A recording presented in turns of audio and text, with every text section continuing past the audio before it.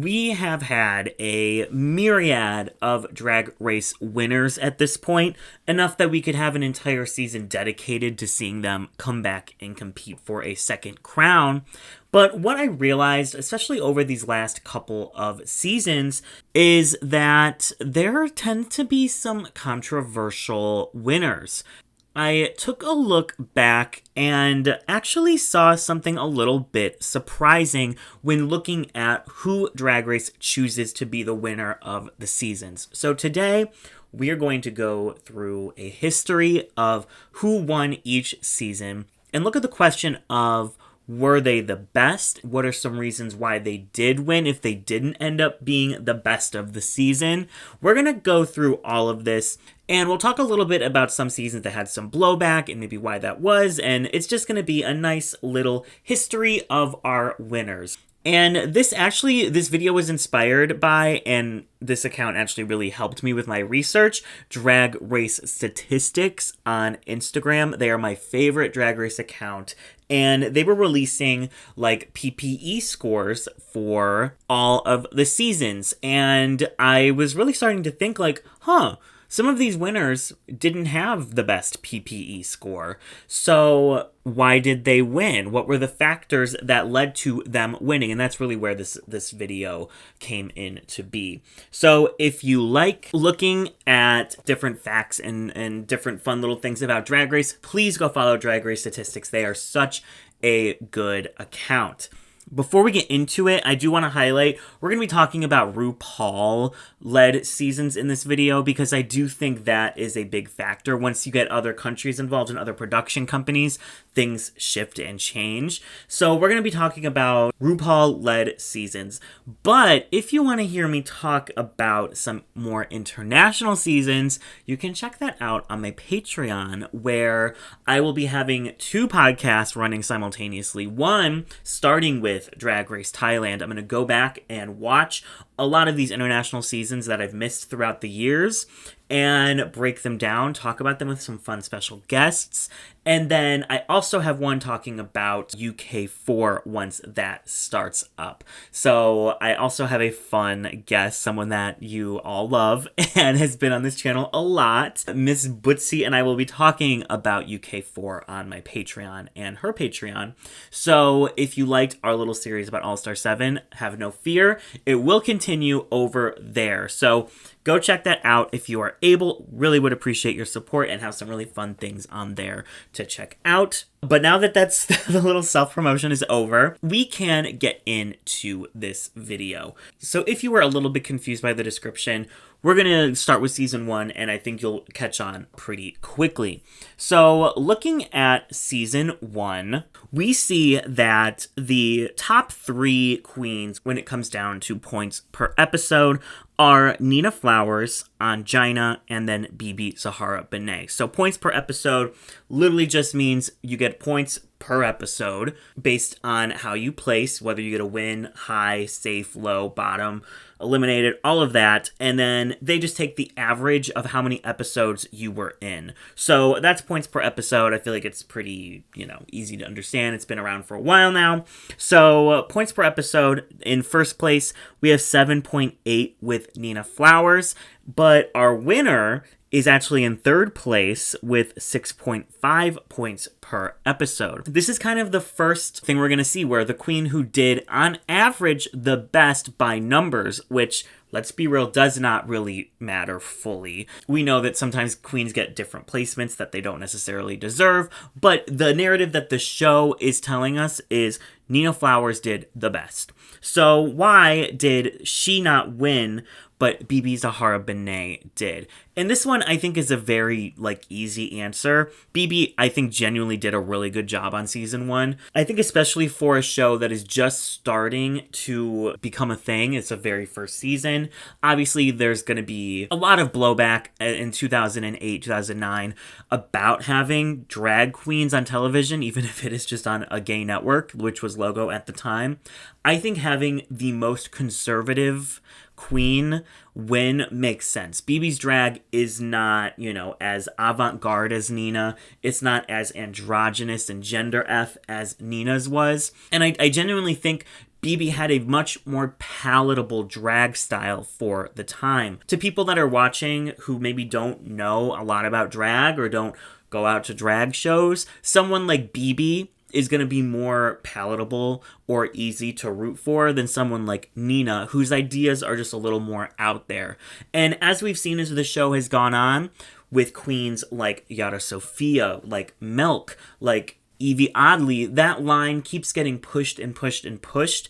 And now we're at a point where we can have multiple alternative, androgynous, wild, weird queens on a season, and no one bats an eye. They actually tend to be the fan favorites. But at this time, I do think that Nina Flowers was, as amazing as she was on the season, probably a little too much for some of the viewers. And I think it was smart for Logo to choose a queen like Bebe, who's more of the more, for the time, just generic. Not saying her drag is generic, but pretty makeup, pretty looks. Everything is very feminine and in that realm, whereas Nina was just not delivering that type of drag. I think it makes sense for the time. As we've seen, Bebe has been such a staple in the drag community ever since. I definitely think crowning Bebe or Nina at this point would have been great decisions, but I understand why they went with Bebe. So we're also going to look at, did the queen win for track record purposes, lip sync purposes, or something else? So for season 1, Bebe won, I think, because of both lip sync and because of something else, which was she was a better representation for the, new series. For season 2, we have James, who has the highest PPE with 7.8, which is very, very high, especially for a season with as many episodes as season 2 has. We're getting up to 10 competitive episodes. And yeah, he had just had a really great season. And the second highest is actually Jessica Wilde with 6.3, which is a big difference, 7.8 and 6.3. And the queen that a lot of people said deserved to win this season was Raven, who was in third place with 6.2. I think any way you look at it, James dominated this season, did so well at so many of the challenges, and fully deserved to win. I mean, if you won, you deserve to win in my book, but that is a statement that is said a lot of times about James, is that they did not deserve to win this season because Raven did. I think that's bullcrap. I think Raven did great, but I think James did the best and fully deserved that crown. So the artist formerly known as Tyra Sanchez, I think won because of track record, because she deserved it 1000%. We are going to kind of skip over a couple of these early seasons because whoever has the highest PPE wins. Season 3, Raja and Manila both tied with 6.8. They have absolutely identical track records, which is so wild. And Raja, who just has a bigger name, has a closer relationship with WoW Presents and RuPaul, wins, which makes sense. Season 4, we don't need to talk about the winner, but they had the highest track record and the best storyline, so makes sense to me. All Stars 1, Shad was way ahead of everybody else, so checks out. Season 5 with Jinkx, she had the highest PPE. Makes sense that she would win. Season 6, Bianca has one of the greatest PPE scores of all time. Makes sense. Season 7. Let's talk about Season 7 for a little bit, because we've had a string of seasons where there was a very obvious front runner, and they were doing the best in the competition, and then they won the crown. And Season 7 is kind of the first season where I think there was a little bit of a blowback from who won. If we look at the PPE scores, Violet Chachki and Ginger Minj are both tied with 6.5 as their PPE. Kennedy Davenport, who was cut before the finale, had 6.3, and Katya, who was cut before Kennedy even, had 6.2. Pearl actually, I think the next two were Max and then Pearl. So I don't think there was a chance Pearl was going to win this season. So it really does come down between Ginger and Violet, who have, equal PPE scores. You could look at, Violet was never in the bottom two, and that's kind of what puts her above Ginger, which makes sense, and that could be a reason why she won. You could look at Bianca had just won the season prior, and the season before that was Jinkx, and the season before that was Alaska's boyfriend at the time, and the season before that was Raja. We have not had a glamorous, high femme fashion queen win since season 3. We've had 2 comedy queens win in a row. So crowning someone like Violet adds some different flavor to the winner circle over someone like Ginger, who is a little bit closer in drag style to Jinkx and Bianca. I would say neither of them were fully beloved by the fandom. I think both of them had their fans, but both of them also had people who weren't fond of them at the time. I mean, season 7 is known as like the catty season, and these two were definitely in the very front of that for most of it. So genuinely, I think either of them could have won, and I think people would have been like, sure, whatever. But Violet, I think, has 2 things going for her, which was never being in the bottom and being much different from the previous 2 winners, which I know some people don't think that matters. I think it does, because if you're WoW Presents and you're choosing winners for a show, you wouldn't want the same archetype winning season to season, because then it just kind of becomes expected. If you see, a pretty pageant queen win every single season, you're going to know, okay, so the pageant queen's probably going to win. If you shake it up and every season has a different flavor, then it's going to be a toss-up. Violet, I think it's both track record and lip sync. I mean, in this finale and for the next couple finales, it's not, like a lip sync for your life. It's their own performance that they do themselves.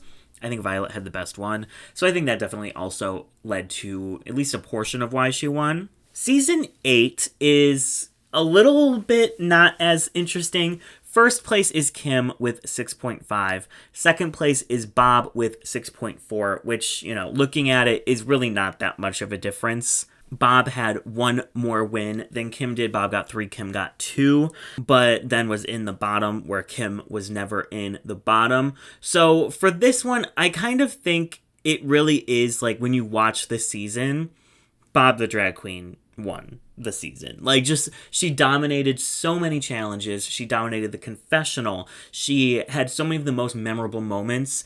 And Kimchi, I think, did an amazing job, gave some of the greatest runways we'd ever seen at that time, and was really pushing what drag could be. I think they both had a ton of fans. Either of them could have won at that point. But from just watching the season, I think you can tell Bob is really the one who drives the narrative, drives the big moments. Both track record and lip sync. I think her performance in the finale was the best. So I think that's why Bob won here. All Stars 2, I mean, again, it's not close. Alaska has 7.7, and then in second place is Detox with 6.6. Alaska did so well on this season. And while, I think the narrative might have told us that she was somewhat of a villain or somewhat of someone you wouldn't want to root for, you can't say that she didn't, annihilate almost every single challenge. Detox definitely won that final lip sync, but Alaska's track record is it was so good. Season 9, and this is where we start the lip sync for the crown, where Shea Coulee loses in the first round despite winning 4 challenges, despite having the best PPE. But we do see the second place here, Sasha, win, which, she also had an amazing run on season 9. I don't think many people were upset. I think people were upset that Shea, didn't win because it wasn't a regular formatted finale. But I think in hindsight, people are fine with Sasha winning. All Stars 3, this one is very highly contentious because the winner was actually in 4th place looking at the PPE track record.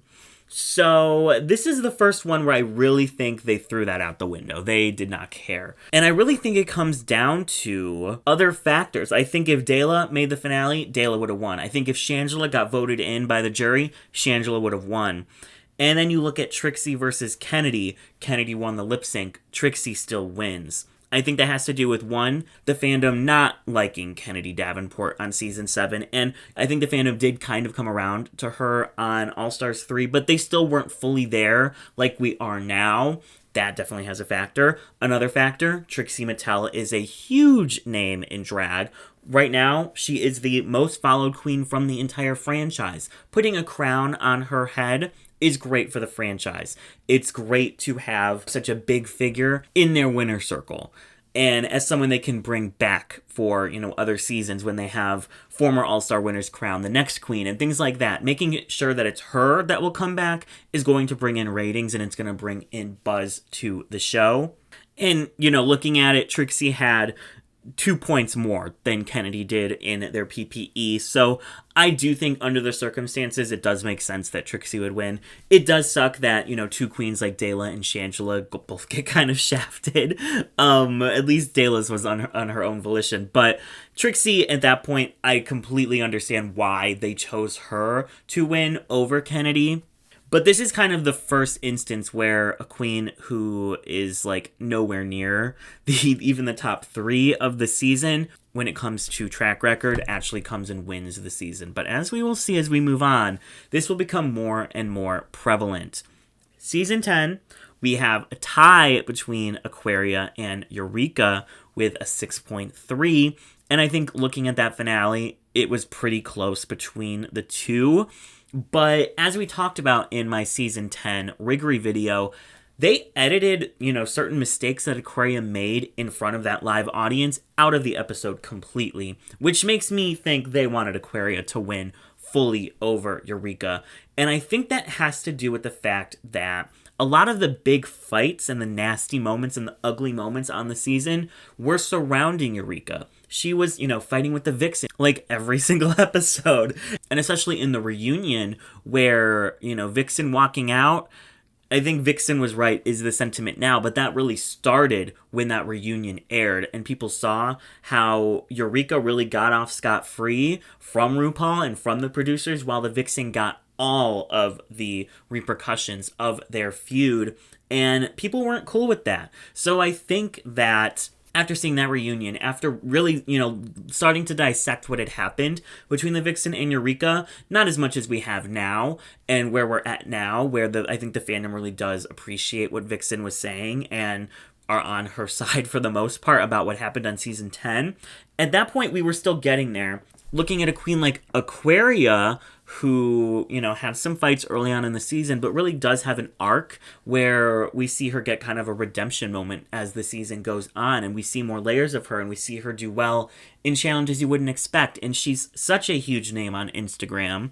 It does make sense that it would be a better PR move to choose Aquaria as the winner, even if, Eureka did really, really well in both of the lip syncs in that finale that she did, whereas Aquaria did have, some slip-ups. And as the show gets bigger, I think season 10 and season 9 were a big, moment where it was a boom for the show. A lot of people started watching. It became a cultural zeitgeist. Just picking whoever did the best, like on earlier seasons, wasn't always going to be the best move for the franchise as a whole.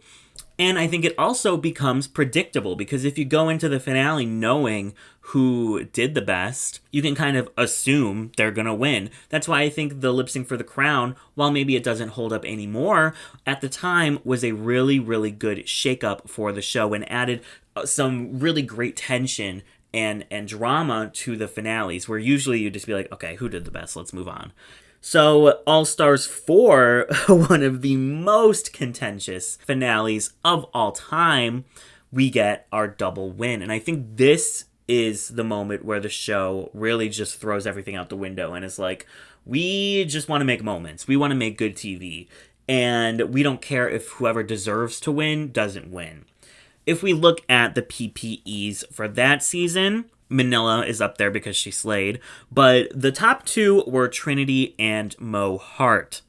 But it's very clear from her edit, some of her critiques, that Mo just wasn't in the producers' minds as a potential winner. That's why, despite having a really, really good track record, where I even think her bottom placements were rigged, she did well in every single episode. She doesn't even get to lip sync for the crown. This was kind of the first, Fierce-alicious moment, right? So I think if the finale had nothing to do with who they were choosing, I think definitely Mo and Trinity would have been the top two, and I think they would have picked Trinity to win. But this is where this is like a very weird season, because going in, those are the top two when it comes to track record, when it comes to dominating the season. But those are the two that do the worst in the finale. And that's kind of hard to look at, something we just watched where, I'm sorry, Monet X Change had not even close, the best verse. She had an amazing runway. Everything she did in this episode was outstanding. So how do you not then give her the moment to lip sync for the crown? Because it seems like Mo Hart kind of just gave up in this episode. Her runway look was nowhere near as good as we've seen her wear throughout the season. Her verse and her energy and her dancing in the performance of Super Queen was nowhere near what we know she can do. So I think that's the moment where Mo kind of gives up her moment to lip sync for the crown, and Monet then takes the spot. And then we have the lip sync where, I think going in, Trinity is winning the season. Like, Trinity is winning. She did so well. Even when she didn't, production, gave her a gave her a pass. And it was very clear from the start that Trinity was who production really, really saw as a potential winner. And then the lip sync happens where Monet absolutely bodies Trinity in the lip sync. And there's no way that you could feasibly not give Monet the win. Like, everything Monet did in this episode was winner worthy. And she, just looking at this episode, was the winner. And it's not like she, flopped the season. She had, I think, 3 wins. She won lip syncs. She had really great runways. She was very consistent throughout the season. And especially in this episode, it's like, how do you not give her the win? Which is, what I also ask on All-Star 7, but we'll get there. Whereas Trinity, just like Mo Hart, kind of fumbles the bag in the final moment. And I think that is what leads to this double win. Trinity ate up the entire season, but Monet won this finale. Obviously, that got a lot of people upset because people were mad Mo didn't even make the top 2. People were mad that said Monet didn't deserve to win. People said Trinity shouldn't have won because she flopped the last episode. There was so much going on. And you know what? I'm sure production was so pleased with that, because we still talk about it to this day. It was a moment. Whether we loved it or hated it, it was a moment. And it got people talking. Now, season 11, again, doesn't really matter the PPE because it came down to a lip sync for the crown where Evie completely annihilated that entire episode, deservedly wins, and she had a really, really good run on the show. UK won. This one is pretty cut and dry. Vivian did so well. People wanted Davina to win because they weren't fans of, Vivian's personality at the time, whatever. But Vivian did so well throughout the entire season. Fully deserved to win. Makes sense. Season 12, this is another kind of controversial one. And again, I think there were several factors that were leading up to this decision. I think we all know it was between Jada and Gigi. They both did so well on the season. They both had really, really great moments, great runways. We really got to see them and their drag fully and root for them. But it was very clear Gigi was the fan favorite to win. 2 things that I think lost Gigi the crown. One, we were in such a very difficult political climate at the time. There was the election, there was COVID going on, there was just a lot. And, Gigi made it very apparent on the season that she doesn't care about politics. She doesn't pay attention to politics. And that got a lot of people upset because she has a platform and this is a place where she can discuss these types of things. So to go on and say, I don't pay attention to politics, it's not for me. That was kind of the first blow. And I think that was the blow against the public and the perception. But I think the second blow was against production. And that was when she got semi-disqualified in the finale because they were under strict COVID protocols when they were shooting their little like music videos, and they were supposed to do it in their own homes with no production crew. And Gigi rented out a studio and rented out an entire production crew during COVID. And production basically was like, no, like, you're done. They let her redo it from her home, again, because they couldn't disqualify 2 people of the top 4 because, we all know someone else already got the boot. But I think at that point, she wasn't winning. She, broke the rules that were very clear. And at that point, I think because of the political climate, crowning Gigi good would have looked a little bit poor, whereas you have someone like Jada who followed all the rules, was very vocal on the season about political issues that matter to her, and she did super, super well throughout the entire season. So, not to shit on Gigi Good, obviously I think she's come a long way, and she was very young, 21 years old. You can't really hold something like that against her. When you're 21, you are like, I'm the only thing that matters, who cares about anything else? But I think she's grown, and I think she definitely did do an amazing job on season 12. But I think those are the things that led to Jada Essence Hall winning when it could have been either of them. I mean, obviously Gigi had a better track record, but let's move on to the next contentious season, and that is All Stars 5. So to me, these PPE scores mean like nothing because of the if you're not in the top, you're in the bottom. Because if we were to cut that out, I think Shea would have had like a really, really close one to Cracker, if not better. Because every time Shea was in the bottom at the end of the season, she would have been high. So I think Shea and Cracker were very, very close. Jujubee, yeah, I think she would have been pretty close too.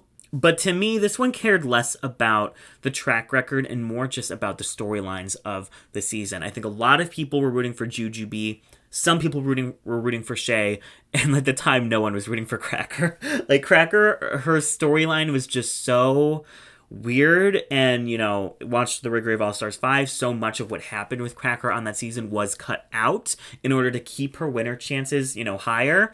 So, because of this weird storyline, people just weren't talking about Cracker, rooting for Cracker. I mean, obviously, she did have her fans and people who wanted her to win, but it was nowhere near what Juju and Shea had. To me, I think either Shea or Jujubee could have won the season, and I would have been like, yeah, that makes sense, cool. But I think that looking at just the cachet, Shea just had more. We have seen Shea become such a star now. She's literally in the MCU. She is everywhere. She is so brandable. And I think it's kind of like a Trixie Mattel moment. It's like, why would you not want her to represent your show, to be in the winner's circle? Whereas, Jujubee is a huge name. She did so well on the season, but I don't know if she has that same cachet that Shea did. Really, either of them could have won, would have been fine, but I think that's what led to Shea winning. Season 13, again, this one doesn't really matter because of the lip sync for the crown, which Rosé, because of a back injury, just totally botched her moment. I think she definitely could have won the season if she had brought it to those lip syncs. But we also see Simone, completely kill the season and the lip syncs in the finale. And she's an icon. Moving on to UK2. This is another really contentious one, and that is because basically every single human on Earth was rooting for Bimini Bon Boulash, but I think production was rooting for Lawrence Chaney. And this is kind of interesting because I think most of the time now, whoever the people want to win usually does win. But this one was such a shock because everyone thought it was going to be Bimini. She brought it to the second half of the season. She brought it to the finale. And Lawrence had the kind of opposite, because this is the season where COVID broke up the season. They had a 6-month gap in filming. Lawrence annihilated that first half. And then, the second half she did good, but it wasn't as good. Whereas Bimini was, fine in the first half and then annihilated the second half. And usually whatever happens last is what people are going to have on their mind. Going to remember more of Bimini slaying the season than Lawrence because Bimini's happened more recently. But I think when it comes to UK, the cash prize is a television show, a WoW Presents Plus show. I mean, WoW Presents wants people to watch their shows. And I think what Bimini could bring to a show versus what Lawrence could bring to a show in the eyes of production was unequal. I think it makes a lot more sense to give Lawrence Chaney a show because she is so fun and camp and crazy and entertaining, whereas Bimini is all of those things, but I think not as in your face about it. So again, I think they both deserve to win, but I think that is what led them to choosing Lawrence. I'm going to stop saying they deserve to win. I think you guys understand that this is not me being like, this person did not deserve to win, but they did. No, this is just me like breaking down what production was thinking in going into these decisions. So let's look at Drag Race Down Under. This one's very obvious. I think they would have crowned Scarlett Adams in a heartbeat if the backlash didn't occur, which I don't understand how they didn't have the foresight into seeing that backlash would for sure occur. And looking at who was next in line, Ketamine did really, really consistently throughout the season and had a really interesting drag aesthetic, something fun. And I think that she's really just like a congenial, sweet queen who's going to take the mantle and do some fun things with it. I mean, she already hosted her own show, so seems pretty obvious to me that you would choose Ketamine. All-Star 6, I think going into that finale, the queens were very equal. I think they're probably more equal than people give them credit for. Their track records were pretty close. I mean, again, they have that if you're not in the top, you're in the bottom thing, which I think makes the numbers a little bit skewed. So I think they were all pretty equal. They were pretty equal when it came to wins. They were pretty equal when it came to bottoms. And they all did a solid job on the season. I think Eureka, despite having the best track record, wasn't going to win because she was the comeback queen. And that would just be kind of, I think, hard for people to digest. I mean, we all saw Chris Underwood on Survivor. Looking at the other three, I just broke down All-Star 6 in my latest video. And I think that Ginger was just not in the running. I think it was really between Kylie and Raja. But Kylie, kind of like Monet on All-Stars 4, I think won it in that finale. She had amazing moments. She had just a really good story. And I think that either of them could have won and people would have been fine, so they gave it to Kylie. UK 3, this one is a little bit confusing to me.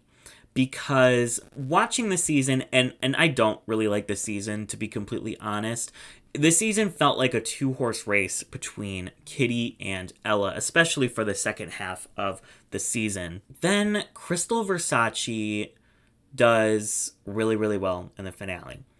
And I think, again, if it wasn't for that finale, Ella Vidae probably would have won, but Ella doesn't have a great runway. She doesn't have a great last lip sync performance, whereas Crystal really shows up in that finale.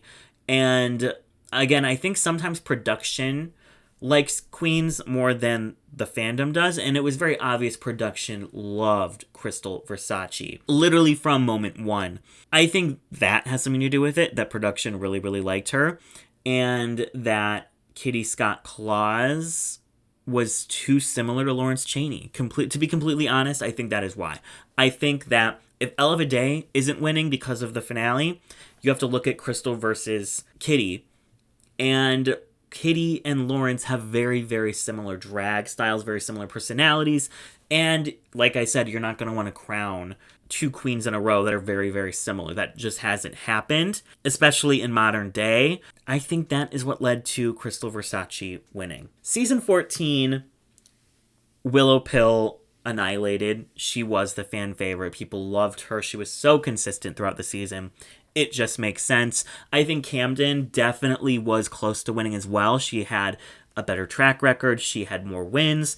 But I think that final lip sync was very clearly Willow's to win.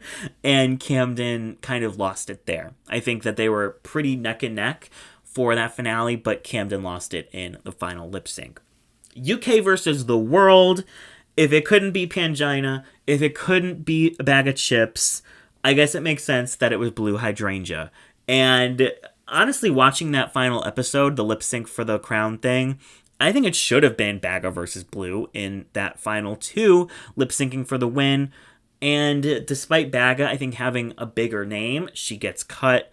And at that point, between Mo and Blue, I think Blue just had bigger moments on the season. I don't think Mo had as big of a presence as she did on All Stars 4 as she did on the season, whereas Blue took risks by eliminating Pangina. She had big fashion moments. She had a story arc.